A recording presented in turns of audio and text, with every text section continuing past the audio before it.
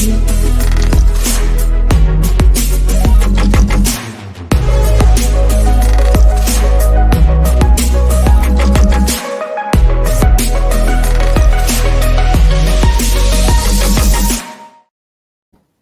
one a little better. Okay, good evening, everyone. We are live. Hello. Hi. Hello, Ma. Can you hear us loud and clear? Hi, Alex. D, can you hear us? I can hear you loud and clear. Praise, you're not saying anything. This is your show. I don't understand. Today is your show. Today you're the host. You guys are still on Women's Day, something. But so men have to be involved in. I don't understand in the activities of women. We are cohabiting, coexisting. You are who is cohabiting. You are cohabiting with your. Better be careful. Your ego better be careful before you get to express. Your mind is the one that needs to be scrubbed, not at the I don't other understand. I'm very. This is a new generation. It's a council generation. Before you go and say something that we'll find on Instablog or something tomorrow. Okay. Well, welcome to the show. It's Real Deep, and I am excited to be here today. I always excited. I wasn't on the show last week because I was somewhere. Where was I? Somewhere. You were on the sea. I remember you left us to go and watch the sea. Well, that's your rendition of what exactly happened. Well, it's your narrative, and I can't do anything. No, do you understand? I can't do anything against your narrative. Well, it's whatever you've chosen to do. You were swirling at the sea. You were swirling and swelling at the sea. You know that was you got married on in that kind of place. So let's leave your stories, not today. It's your show, Real Deep, and we get into the nitty-gritty of everything, the depth of things, the way it's never been done before. It's the month for women, and I'm not doing this show alone. My two musketeers are also here, even though it's this time around, one of us is somewhere very far away. But I mean, with the internet, everything is now possible. So Diola is somewhere, and she's greeting everyone. And I have my troublesome app here. So what's your name again? Can you introduce yourself? My name is Bukola Oloyede, the one and only. The one Oluwabukunla Abiodun Patricia Oloyede. You are struggling to pronounce your name. It doesn't matter. It's my name. It's not yours. Okay, so Oluwabukunla. Anyway. Oluwabukunla is the name. Oluwabukunla. That's how to pronounce it. Okay. Oluwabukunla Oloyede is the name. Whatever. And all these Nigerians that cannot pronounce their names. Okay. How dare you talk about my sister? How dare you, Lanre? This is not what we normally do. Praise is just looking for our trouble today. Freedom fighter. Oh yeah. You against me, two sisters. Okay. He doesn't usually have his liver when there's two of us sitting. I don't understand. No, we're not like this, I promise. Why are you guys? You have always been been like this forever since I've known you. Anyway, it was Diola that was Diola was a bit different when I met her. I was like, oh, where did they find this deeper life sister? Until I began to interact and I realized that she's Shallow life sister. Anyway, it's be careful. Yeah. Okay, so we have a guest on the show tonight, and we're still basking in the euphoria of the International Women's Day. This entire month is dedicated to women, and today we have chosen to look at a very, very important issue. One issue that has bothered my mind for a long time because I remember I was invited to come and speak at it was a church meeting 3 years ago, and I was going to speak on how to build an effective family, and there was someone who spoke before me, and she talked about how she's been waiting on the Lord for the fruit of the womb for 18 years, and how she did everything, she prayed and did everything, fasted, and she believed God for 18 years waiting. And when God did it, God gave her a trip and gave her 3 at the same time. So she now asked people who wanted that kind of miracle to come out. And I saw over 150 women. I didn't know that fertility was a major issue, until that meeting. It didn't strike home until that meeting. Over 150 women came out. I was like, I even thought they were standing in the gap for someone else like we do in Christianity, but it wasn't. So she said they should pray, prayed for them, that they should trust God and, pray some more, fast some more, and God will do it like God did it for her. Now, where I sat down, I started thinking, these women cannot impregnate themselves. These women don't even know whether it was a medical issue they had or something like that. So even though my topic was not related to that, I started asking myself, Praise, are you going to just go ahead and focus on your topic and pretend as if the only way for conception is prayer and fasting? So I said to myself, if you delve into this, the way you're going to say it might come out right, and they might not invite you again. So I said to myself, I would rather liberate these women than pretend as if what just happened, even though it was the truth, it was not the total truth. So as the woman came to sit beside me, I asked her, Madam, did you at any time treat for IVF? She said yes. So I said, but you didn't mention that. She's now said, IVF can sometimes fail, but the power of God does not fail. I said, but you treated for IVF. Because every time I hear, I waited and the 3 happened at the same time, I knew there must have been an element of IVF in there. So when I got the mic, I said, I'm sorry, this is none of my business, but it's also my business. I said to the women, if you were my sister, the first thing I'll do after this meeting is to go and run a comprehensive medical checkup to even know your state, right? Then if your partner must also go with you. Then after that, if you have been ascertained to be fine, if you have the means, IVF is God's wisdom to assist women who cannot conceive naturally conceive. And I mentioned surrogacy must also be an option. People were just looking at me as if I was speaking, some kind of that, as if they just brought me from the pit of hell, But I said what I needed to say. After the meeting, a couple of women walked up to me and they said to me, Praise, thank you very much, for thinking about what people can't talk about.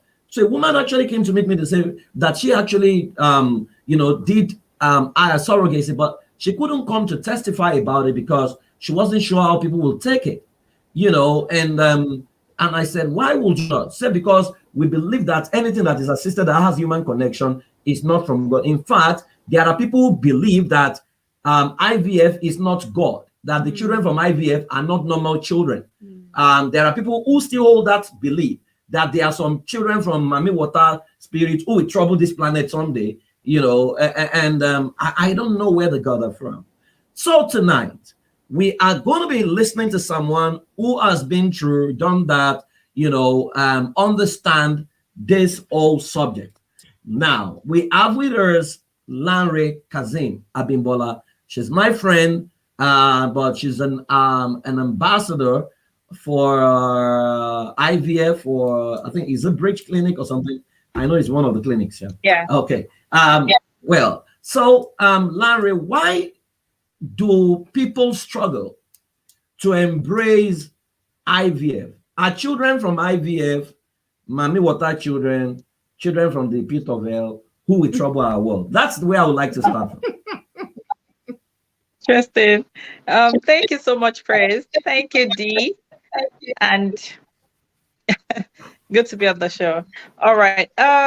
Wow, Praise. I think that question has been something I would say we've dealt with many years ago, because we've been on a journey for a while now. And I know definitely that it's the knowledge, it's very, it's much more better than it used to be.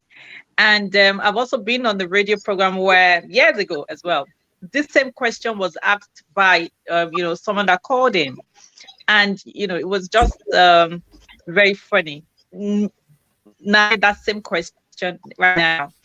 So definitely, even when I'm opportuned to put forward my children and let people see that they are very, they're human, just like any other child, and they're as healthy as any other child. And interest is that times the medication, the treatment your child has gone through, times they won't get them to be much stronger, in terms as in more, they don't fall as ill as, I'm not saying anything, but they still come out much stronger. So definitely they're human, they're normal, they attend schools, all the children, they're just the same. So there's nothing like mommy water, it's something we need to, put behind us as I speak. So going about other thing about, I think it's a work in progress. Really, it's a continuous work for people to be brave enough and come out and share stories, come out and be a shoulder or a strength for the actually undergone this treatment. Had also of couples who would say they want their privacy, so they choose to attend, they choose to attend treatments in some, eyebrow hospitals who they can get attention tonight. Someone once shared a story about how walking into this same, fertility clinic and stumbled on a pastor. And, the expression, the surprise, the disappointment on the man's face was, totally, she just couldn't comprehend it. And now this is the same person that the wife twins, other in church, that was what they went through. And so she really felt ever then she was not comfortable with the pastor. She let out the secret to something. So basically, I think I would say that we all find ourselves at different points or at different levels on this journey. Some of us are bold enough to say, yes, this is it. Some of us are bold enough to say, yes, I would also give you, an helping hand and, give you emotional support or even, whatever support you would need in the course of that journey. And also be able to even make the right decisions in terms of what is the clinic, what is the fertility clinic I should use, what should I look out for in choosing the fertility clinic I should even embrace on, or what should I even look out for in the triggers I might have in the course of taking these treatments, because the body accepts differently. I personally have gone on this about time, and for my last child, I had to use the frozen embryo. So but now we are at the tell people, can you go check your fertility done? So it's not all about just going in for your annual routine health check, but now how fertile are you? Because once you're 40, chances of does reduce. So why can't you key into a scheme of having your eggs frozen so you're ready to have to conceive, or you're able to go for any form of fertility treatment?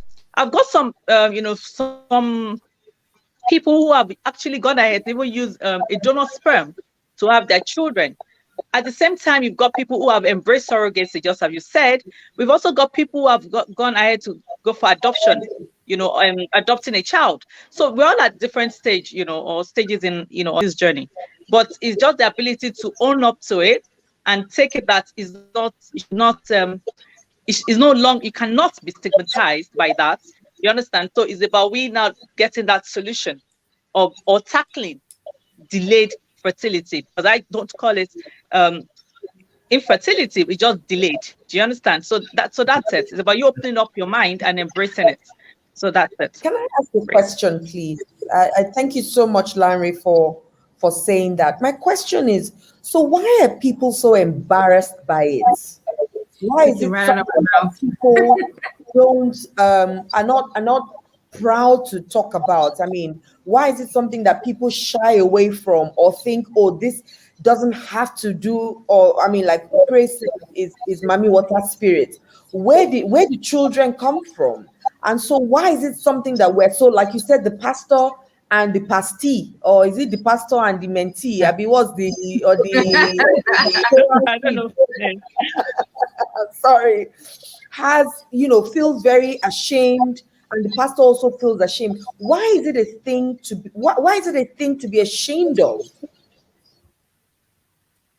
Well, Adela, the truth is, I really don't know why. I would assume that yes, maybe some cultural, um, views, or maybe some cultural beliefs as well, in terms of our society, in terms of, it could even be family as well.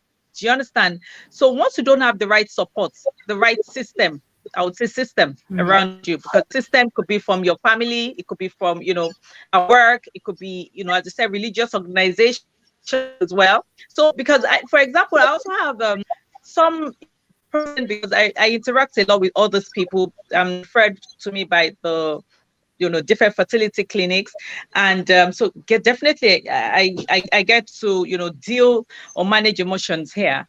So yeah, so some friend that told me in one example, it's not something they embrace. So most of them have to travel out of the country and be there for a while and come back, and with the children. Do you understand? So you can't say you've done IVF. So and I think that's actually, it cuts across, depending on where you find yourself. So it's about yourself, it's about you being bold enough to to embrace and deal with it. So because society will definitely throw different things at you. So I think we need to move comfortable extent from this societal bias, in my own opinion, actually. So I think as a woman, you shouldn't let that define you. Do you understand? It's you're not your that's not, so that's it. So that's what we keep trying to preach, and that we still talk to people about. Larry, from your experience, do Nigerian men follow their wives for this IVF treatment? From your experience, I mean, statistic wise, do you see more of Nigerian men who show up at those fertility clinics to come and do this IVF with their wives, or you see more women without husband, as if they are coming to impregnate themselves? Sure. What's your experience like?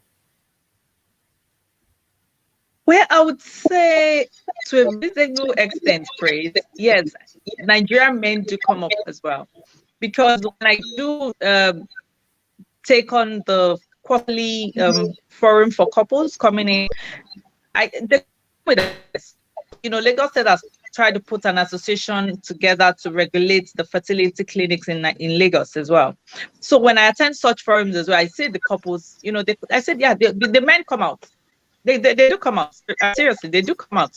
I think we've been able to pass, put a message across that it might not only be the woman that would have might have be experiencing a challenge. You understand? So it can also be the man as well. So to this extent, I would say yes, the men do submit themselves for check as well. Yes, I would say that. Can you run us by can you run the process by us? I remember having a friend a couple of years ago, a dear friend of mine, who tried, I think, the process a couple of times, and I'm not sure it worked. But I also remember seeing her go through the emotional stages. I remember she had to take injections, but she had to start jab herself on her thighs or so, something close to her tummy every day, and just the whole hormones and just our whole pressure. Can you run us by the process, so that, first of all, I mean, I even understand it better, and I'm sure there are people out there who need to understand it better, but also the safety, of it, or the dangers, if there are any. Can you run us by the possible pros and cons? Okay, so what I tell people is, so the different fertility clinics, and so I encourage people to go there, to maybe read of 2 or 3 or 4, visit them, and be sure that you connect, with the environment spiritually. So because also while that, you're also checking out the equipment, or the how prepared or how equipped they are as well. So treatment varies, because first of all, as a client, you must go and do your fertility check, as I said, and that will trigger what is going on. If you need to do, for example, HSG, or you're going to go for an IUI, or you're going to even go for an IVF. You understand? So, for example, I as a go for IVF at one, I immediately, so I'd undergone, like a year trial or with different, medication and with, close monitoring before I was okay. Do you know what? I think you guys should go for an IVF now. Yeah. So yes, in the course of an IVF, yes, everybody is always after, the injections, the site of the injection. I know you fully well that you have to, inject yourself. I think that sounded really awkward to me. I didn't know I would do it. So yes, you're gonna have to do that.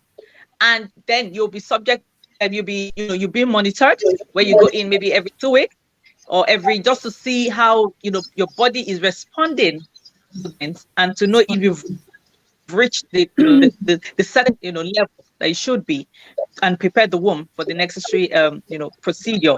So yes, so if everything has gone well, at the point to be told when you be having the egg collection process to be done.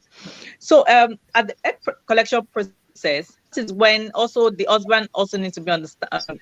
You guys need to go together, yes, because so after the eggs are collected, they inject it with your man's sperm and all that. And now, before now, there used to be a 3-day window where it's being transferred back into the womb. But now, because of technology, about 5 days or even maybe 7 days. So anyway, it will be taken back and inserted back into the womb. So now, times in that window, people have, for example, I used to have what's called OHSS, that's ovarian hyperstimulation syndrome, where I think at the first time I did, for example, I had 45 eggs. Such effects, side effects, so gets you bloated, and if not managed, can lead to death. So it's something they try to watch out for. Either they want to reduce your dose, or like that. So that's so it's really, really, and that's why I always emphasize the need in the right clinic, right fertility clinic. Yeah. So so that's it. That's really the process. But however, as I tell people as well, at the point of the egg transfer, when it's being put back into the womb, you find most hospitals, some hospitals, they pray along with you because they know that at that point it's beyond them. You understand? Nobody knows if it's going to fertilize or if it's going to, nobody knows. So, so they pray along with you. And for me, that is the point where there's a difference between the scientific process and now, so it's the balance of both. Do you get? But however, 90% has to do with your emotions, your mind, state of mind. Do you understand? And maybe the 1% and all that is now the process. That's it. So is why you wait for 2 weeks to see if it's been, if everything is okay, if it's now fertilized, if it's, now, if it has actually, turned into the pregnancy and all that. So you ask to come in for another 2 pregnancy tests just to confirm if everything is fine. And also because with IVF, also high risk of oh, I lost the word.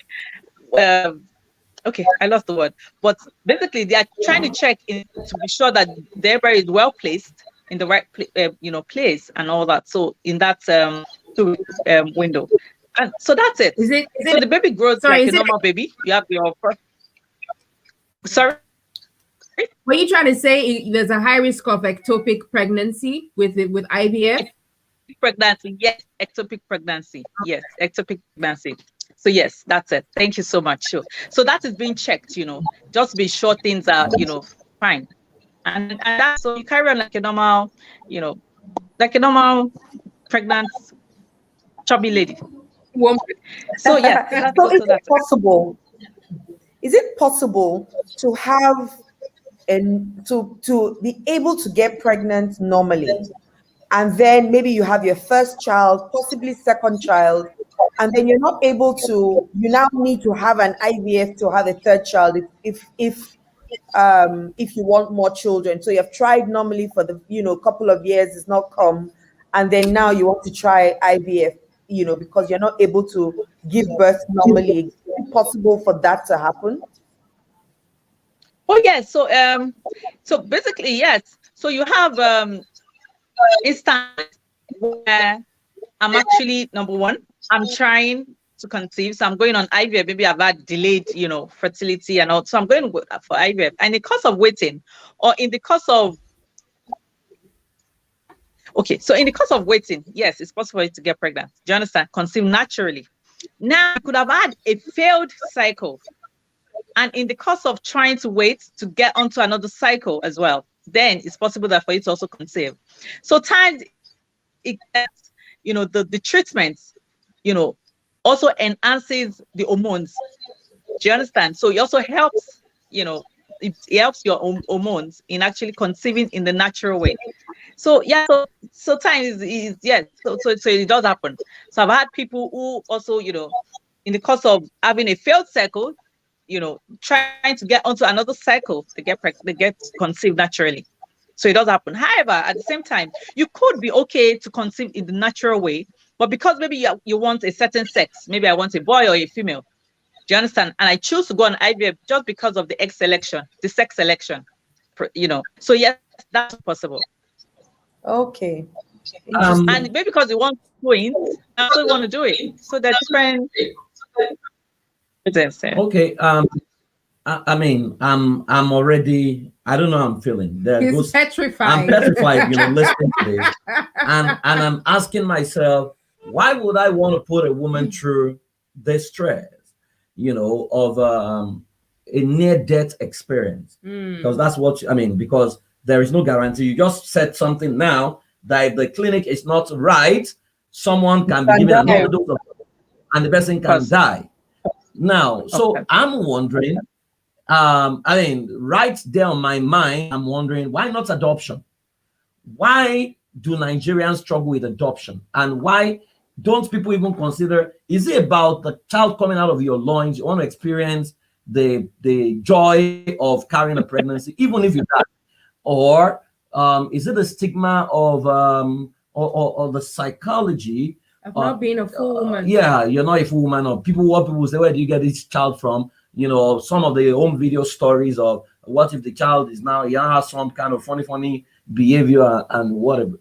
Why are we not talking about adoption when I know there are so many young girls out of school girls who are getting pregnant? And why don't we talk about, why is adoption not talked about in Nigeria, Larry? Not just talked about, but encouraged. Encouraged. I would say, I think you practically spelled out most of the obstacles. Yes, the cultural, the beliefs, the psychological beliefs as well. Just because we see a lot of horror movies, we see lots of all this, and times also you're very particular about certain traits. So yes, you've stated lots of it. I think one of the things I would add is of recent a client that was going through that journey of adoption had to back out because she had friends as well, and I had to ask.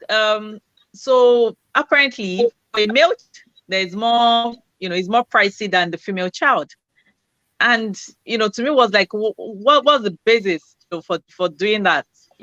So yes, as you rightly said, you need the support. That's the truth about it.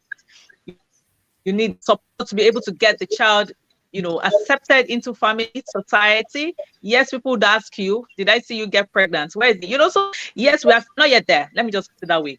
However, the few people are still trying to embrace it. Yes, people do embrace it, but very few people. And the truth about it is some organizations also make it difficult for the clients in terms of you want to be sure that the legal process is right. So we also know how it is in our legal system is, because you don't want someone, a child or a parent actually, to come back, asking or demand, or for the child, for the baby at the same time. So yes, that's we're not yet there, but yes, some people are embracing it. It can be expensive, yes, and also the times also is the process, especially in Lagos State as well, in getting right. So people times go private with such when it comes to adoption, they go private, they go seek the private agencies for such. But at the same time, we know where it comes. So yes, we are not yet there. I would say that. I think some people are bold enough and are embracing that process as well. And just like surrogacy as well, I think it's something, we've started, at least I've been able to few of them. Few of them, yes. So I think hold on now. Yeah. I'll ask a question on surrogacy, but someone is saying that parents mandate on Instagram says the process of adoption is so cumbersome in this country. The root of it is the damn demon of corruption. I'm talking from a personal experience. And I think I understand exactly what the person is saying. Yeah. For example, adoption in Lagos is almost like you are going to exactly. to break into the bank, kind of. Now you touched on surrogacy. Now there is the fear. I mean, because I have had all kinds of things about surrogacy to say, no matter what you have paid, the child is not yours. The child belongs to the carrier of the baby until it is transferred. And I think I've seen a movie like that where a girl was paid as a surrogate, and then money was paid, but she was playing some games with her boyfriend or something, and it became messy. Now, what does the law say about surrogacy? So if I in Nigeria, in Nigeria, yes, what does our law say? I mean, because I don't. Is there a possibility that after paying everything you need to pay, the carrier of the surrogate now comes to say, I'm not giving you the baby, I'm the owner of the baby, especially if your husband is handsome. See, the truth is, when it comes to surrogacy, I advise people. Yeah, what do you say? I think that. I said, or rich. Handsome or rich. And they want to stick. And they want to stay there. Okay, yeah, so when it comes to surrogacy, the few people or the few couples I've had to, or people I've had to deal with, is ensure you go the legal way. No any backyard arrangements. Go the legal way. That's it. I think that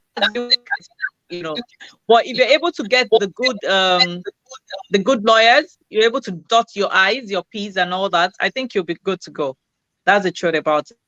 I think you'll be fine. The legal documentation and all that could be a challenge, because aside that, once there's a mutual understanding and a mutual agreement between both parties, there shouldn't really be, because I know, yes, that you make provision for catering, you make provision for carrying. Those are the fees you pay, and even the feeding of the person as well. Those are all the fees. And on the day of conception and of the day of the delivery, everybody, all parties are there, and the handshake goes. But before then, your legal documentations must be in place.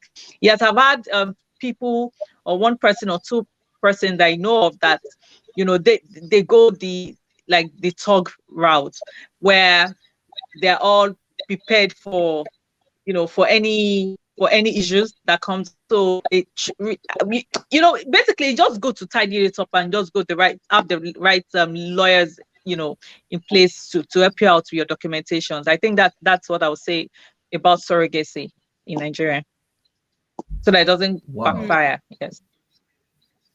Okay, so at what point do you transfer the child in surrogacy? Is it at the point of conception, or the baby can still be left with the surrogate to maybe breastfeed for 6 months? Or even though that is dangerous, because by the time the man now comes to the man is now Jeff Bezos.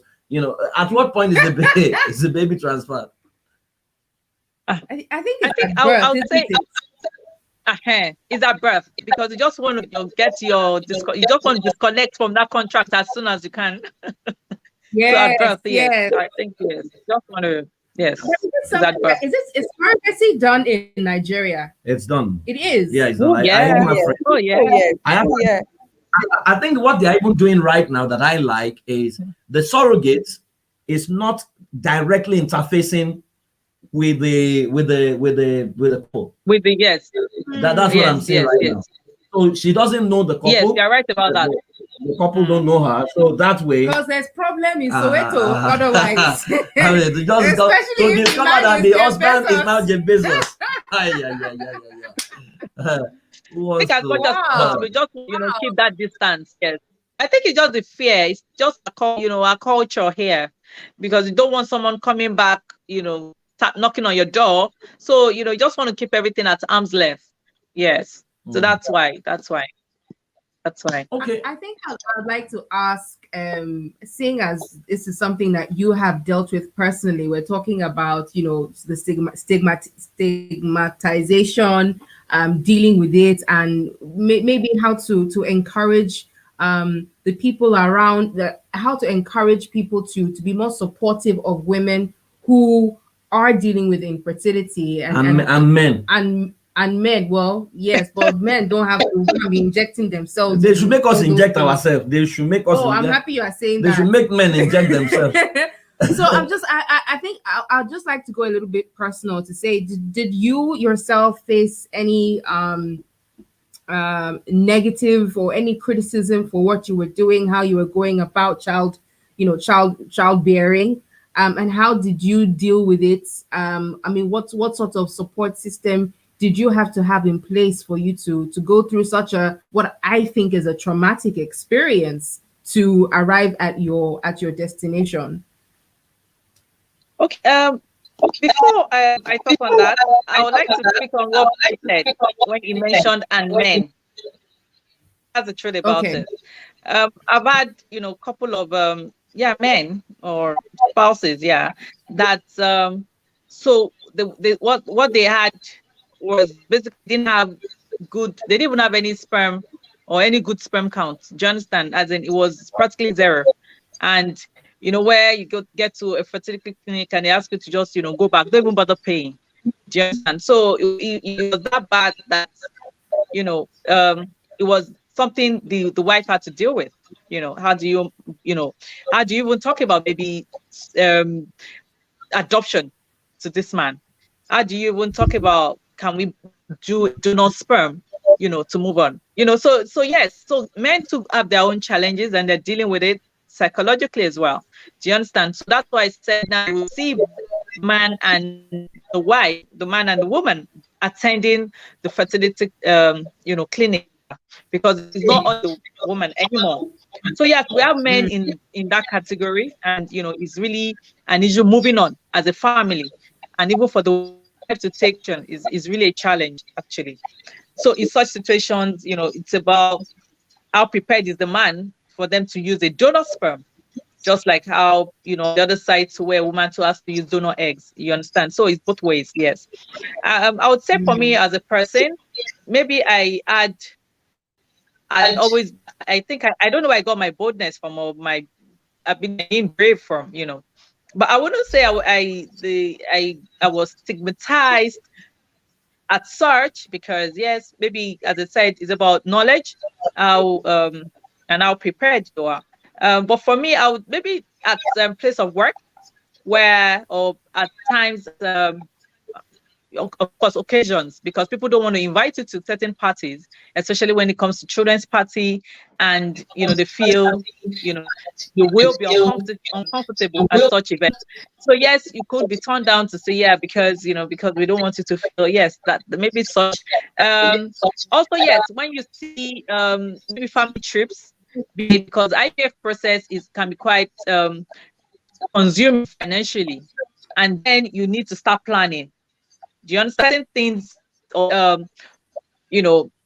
things you want to buy, maybe as a lady, or maybe certain trips you want to make, maybe going out with your friends and all that. But because you're mindful of where you're going, you need to put together. So you need to turn such down. And certain people don't understand. Even your in-laws are going, oh, you're always the one dropping out at last minute. Do you understand? But so yes, maybe few things there and there. Yes, and also I recall when I needed to process of IVF, certain people were like, is she okay? What's going on with her? Because they had the notion that just for maybe people that's I don't even understand, because maybe then the knowledge wasn't as much, or the awareness wasn't as much as it is now. So yes, yes, maybe those few instances of of such. But at the same, as I said, I knew where I was going. I'd seen it work for people around me, so I think that kept me focused and quite open. So I was willing to talk about it. I was always willing, to discuss it. Yes. So I think that's it. That's what I would say. I want to ask you, touched on money. What's the average amount? I mean, because if this is a way, I don't mind. I mean, I wish every woman can actually get a child, but what's the cost capital outlay for this project? Remember what's when the I said earlier, okay, maybe I was average, because we all have different fertility status. So certain things need to be even dealt with before you go on the journey itself proper. Do you understand? So my results of diagnosis might be different from yours. However, assuming everything is all cleared up on the treatment proper, because I know the effects and all that now. I think on a cycle we'll be spending 3 million naira on a cycle. How much? And it's always 3 million naira on a cycle. On a cycle. And it's always good. Yes. That's on one, one dose of injection. One course of treatment, right? Yes. And it's always good to budget for more than one. Oh, so sorry? One may not, there's no guarantee that one will lead to conception. Oh, right? But no. There's no guarantee now, praise. There's no guarantee. It's only God. Nobody. That's no guarantee. Before you jump in, how many cycles can you get up to? Like, can you do up to 10 cycles, 11 cycles, 12 cycles, or is it dangerous? Is it 30 million? How's the house? Yeah. I know of couples that have done 13. I have a friend, she done 13 and she only has a child. And people have even gone up and they still don't have anything at all. And I know some that just one they did and they maybe have their triplets or their twins. So yes, it differs. Oh, you can go as much as 10, 13. Yes. It's about your, as I said, aside the financial, resources as well. Just how you've got the strength, the energy. Yes, it's and prayer. It's prayer. What's the time frame to wait? So if you don't do the first cycle this year, and it doesn't work, what's the time frame to wait for the next cycle? What's the suggested time frame? Because some people may say, no, I want to jump on it immediately. But what's the advised time frame for the next one? Yes, it's actually good not to give it too much, gap. So yes, it's good to just jump at it once you're strong enough, to go for it. Because at the first instance, fine, even that the possibility of the first working is much higher, but at the second one is lots. A possibility of it, not working at the first one is higher, but the second one there's more possibility of it working. Do you understand? Because now your body, the hormones and all that, they're now used to that, to those medications, so that So I think usually it's about maybe 1 month and 2 months wait period, then can start again. Usually they just say once you see your next cycle, your next menstrual cycle, then you should come in and have a rebook. So once you just keep like 30 million aside for this project, like no, why not? What? I want to have this child. I always prepare for 2 cycles. So at least so keep 6 million naira aside to say, if possibly the first one doesn't work, the second one. Now the second one possibly may not work. I have to keep another 2 million for the next month. So each month I must keep 3 million naira. Wow. Praise. Now, Larry, it's an investment. Is there any reason why this thing is very expensive? And is there something that can be done to maybe reduce the cost? Because how many people? Nigeria is a country where an average Nigerian lives on less than $1 a day, right?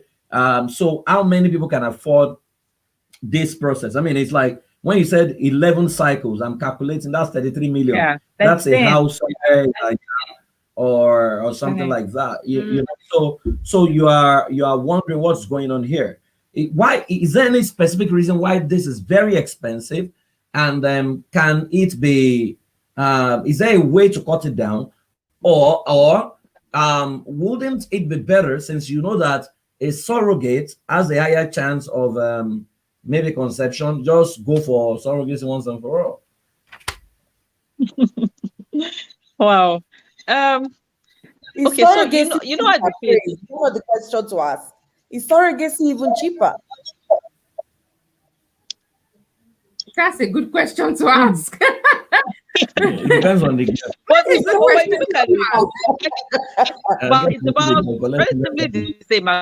But a target person 2.5 million. That's yes, you'll see someone for 2.5 million if you have a relative that wants to do it for you. What's the difference? But the chances Exactly. are higher. But if you have a relative, maybe your sister. But that 2.5 million does not include feeding and welfare and all that stuff. And all that, the associated costs. It doesn't. Yes, you're right. It doesn't. Yes, it doesn't. It depends on the surrogate. If the surrogate is from if it's from a village, it may be cheaper. Okay. Well, yes, that's true. That's true. And yes, and all these baby centers now, there's some, So yes, in terms of medication, because most of these drugs are imported. So that's I am on FX as well. So it's subject to that. It's like this, yes. And also here, especially talking about the frozen embryo.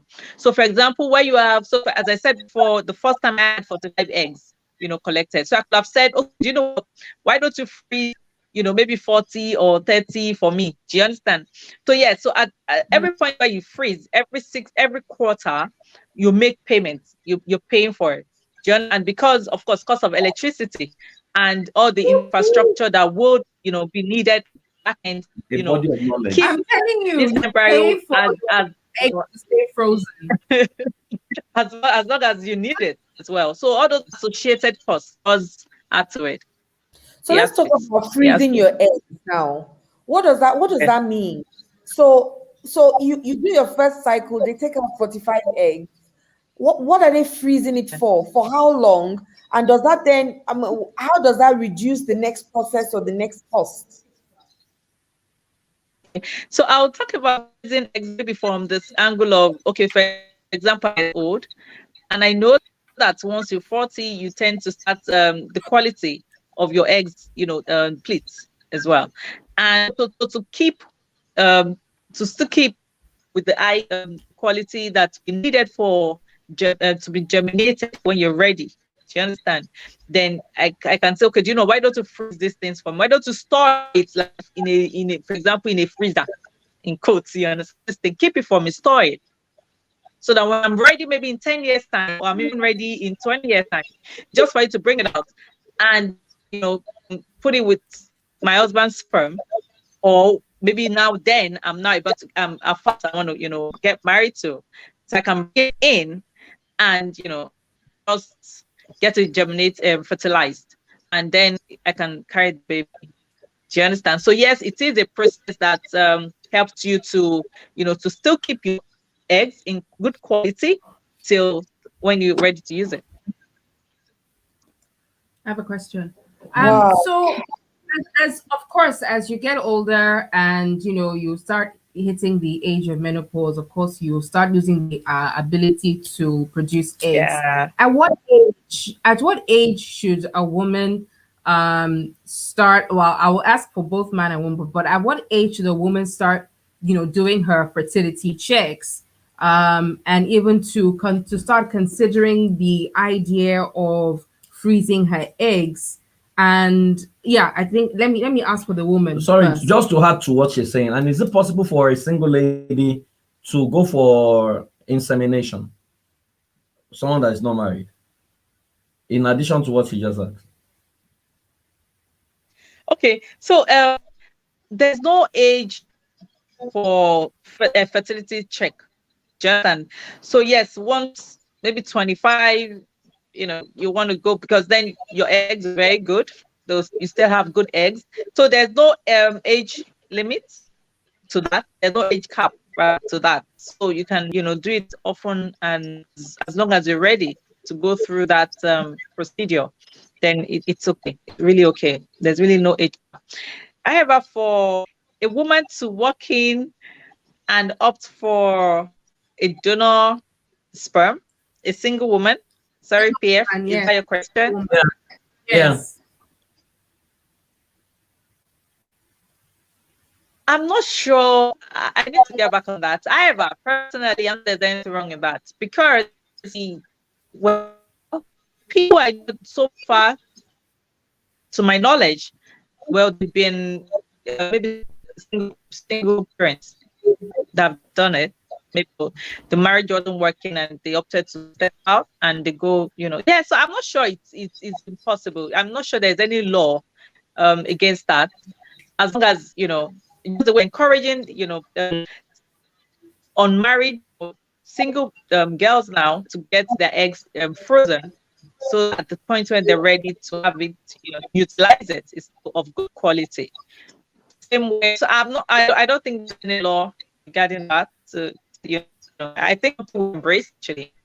I think so, because single of the single parents I did date, who they got for a donor sperm. I don't know I don't need to know the man. Do you understand? So they just walk into a fertility clinic and ask for that.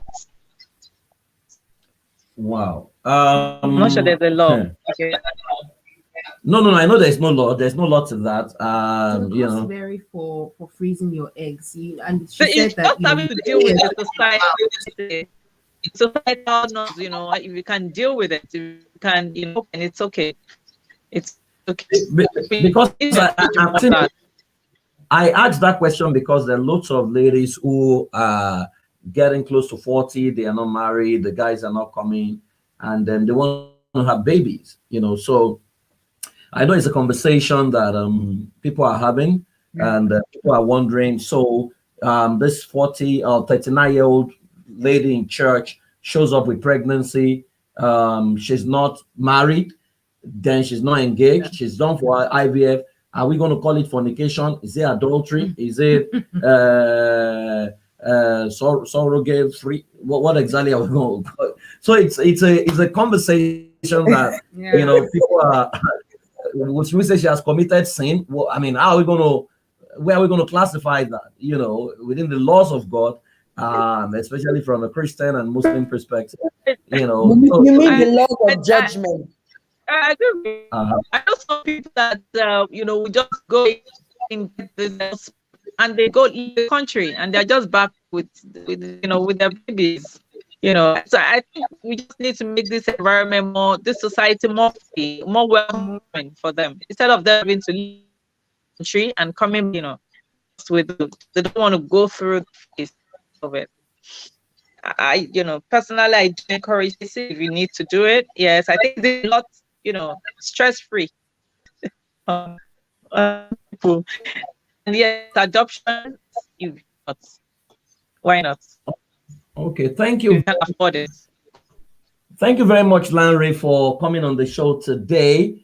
Personally, I think I would have to put together a proper webinar where we can get a lot of women, about 500 women in a webinar, and get you to educate them more. Because I think more Nigerians need to hear this, and people need to know that, hey, there are options. Yes, prayer is an option, IVF is an option, surrogacy is an option, adoption is an option. In fact, as we are talking right now, a girl gets pregnant, maybe in SS3, we begin to stigmatize her. Why don't we get some rich person who is looking for a child to just adopt that girl, adopt a child, and the girl continues her education. She doesn't want the baby anyway, So I think we are human beings are the ones making life very difficult for ourselves. Life should be very, very, very easy. Once we set the rules, so we can break our emotions. the rules. Okay. Yeah. Thank you very much, Lanre, for joining us on the show. We really appreciate you. Thank you. Thank you. Thank you so much. Thank you. Thank you. Have a fantastic Bye. Yeah, bye. I'll see you again soon. Shall go. Wow. Okay. Wow, man. Wow, wow, wow. I knew it was a It's tough process. serious, I man. knew it was this tough.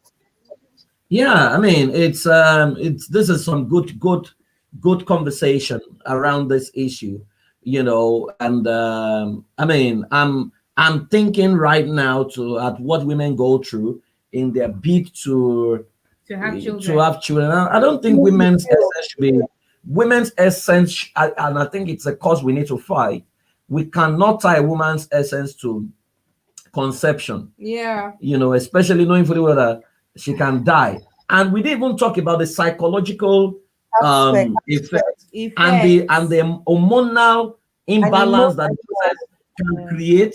So you see some women, they become very aggressive. You think that it's because they just want to, not knowing that there's a chemical imbalance in their body as a result of the injection, the strange things they have to inject into their body. And Yeah. I mean, I'm feeling goose pimples all over my body thinking about it.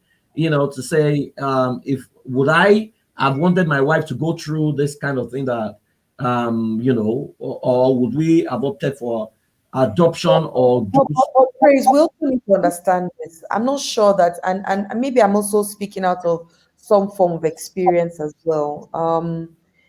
So it's easy to say, oh, but it shouldn't be that hard now. Why can't you adopt? Blah blah blah. But coming from a place where I've come from, which is having stepchildren and having my own biological child, now with some of the things that happened in my life, I'm not sure how I would have survived if I didn't also have one that I could somewhat call my own.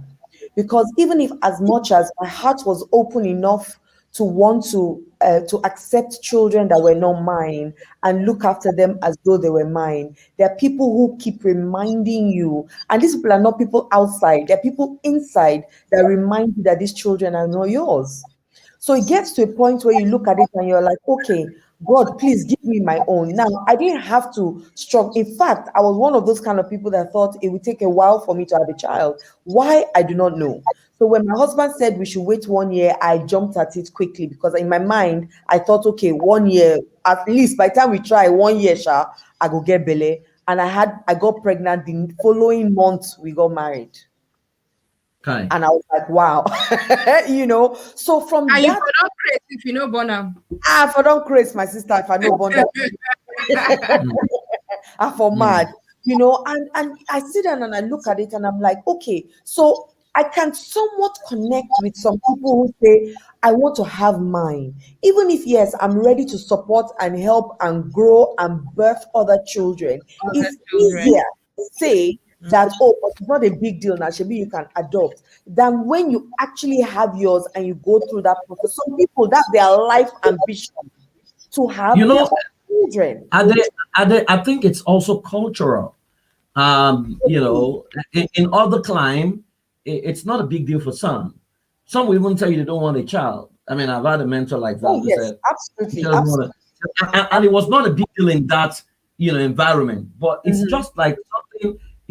I look at Nigeria, for example, and I look at what has happened in the UK or in the US. That in the year 1900, it was almost a lady cannot wear trouser and get into a bank in the US, right? So it's looking like where some of these countries are, where in 1900 is where we are That's just what we have getting, to do. Mm. you know, and A whole century behind. I'm telling you, so you are looking at many of the things we are holding on to as a law, thou shalt not do this, thou shalt not do this, is things that countries have conquered. Now we are looking at those countries as they are backsliding, they have lost their faith, and They don't know God. they are looking at us and wondering where did they find these Where did they elements find these element elements? from, and, We're and in the so jungle. We're in the jungle. so I think it's culture for many of us, Yeah.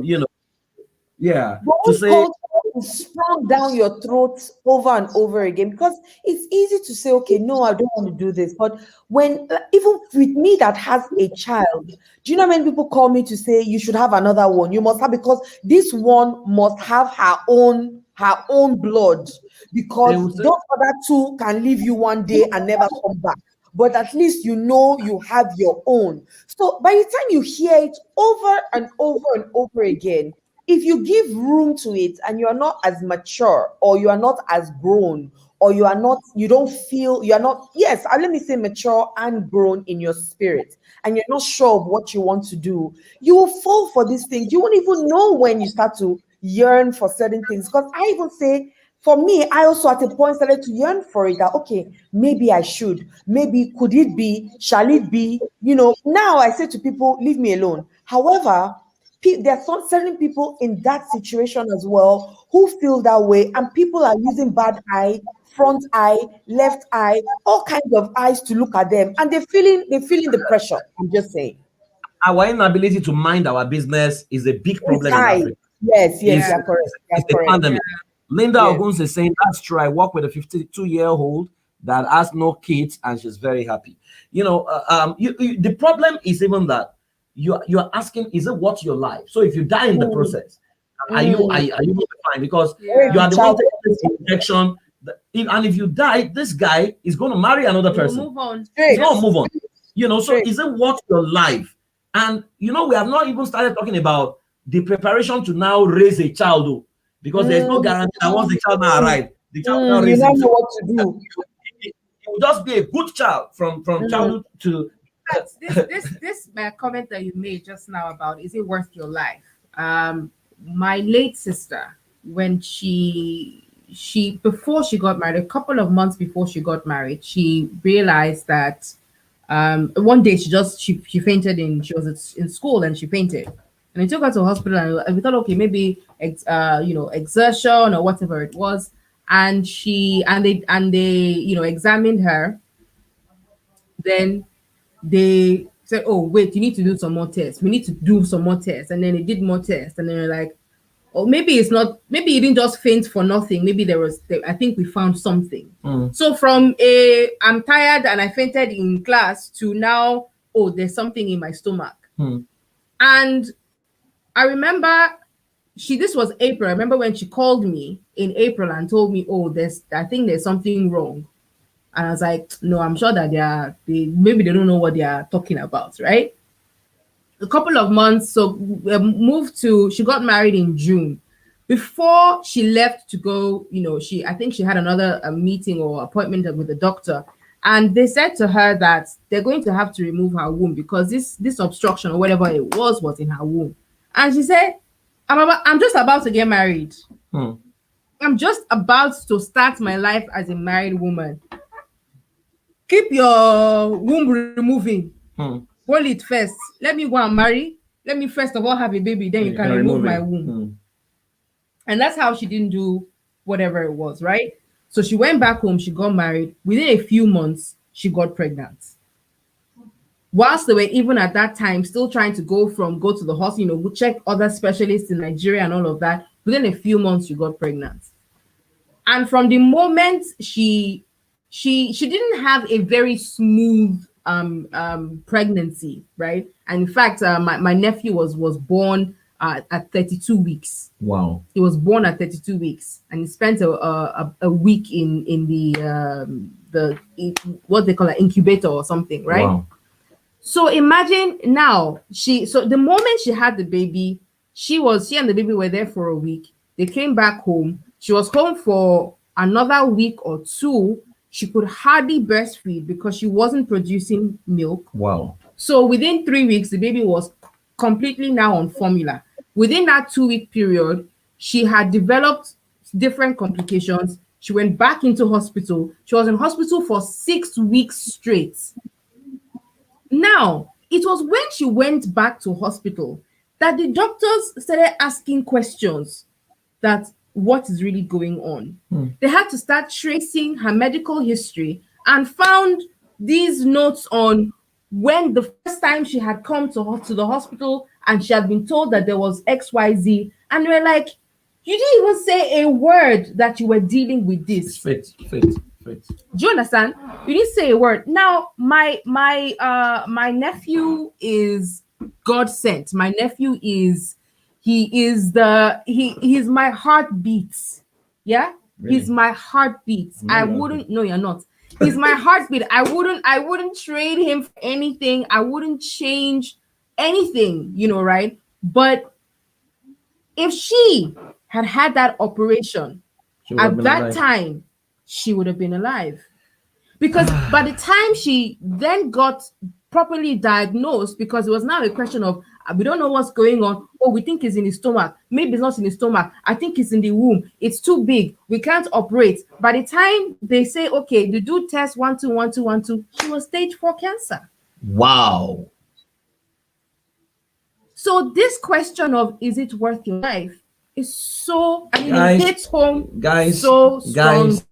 Guys, what people say, the person that doesn't have a kid is a child that will kill it.